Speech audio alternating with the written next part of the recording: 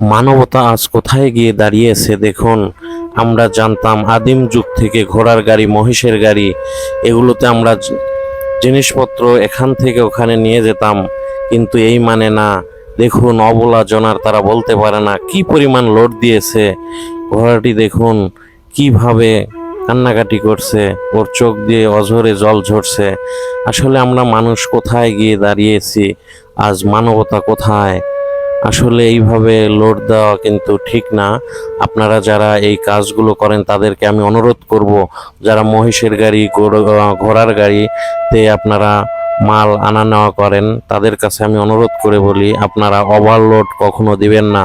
কারণ ওরা অবলা জনার, ওরা মুখে বলতে পারে না।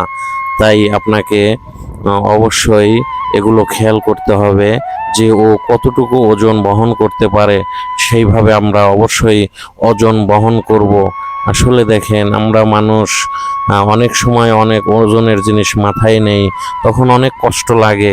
তখন আমরা কি করি, মাথায় থেকে সেটা নামিয়ে ফেলি, কিন্তু ওরা বলতে পারে না। আপনাকে বুঝতে হবে আসলে সে অবলা বেসাদ। তো আমাদের মাথায় রাখতে হবে যে তাদেরকে আমরা অযথা কষ্ট দিব না। অবশ্যই এগুলো মাথায় রেখে আমরা সব সময় চলবো।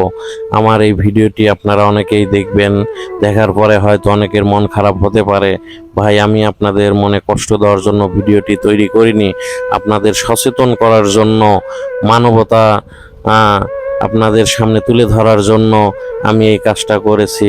ভুল হলে ক্ষমার দৃষ্টিতে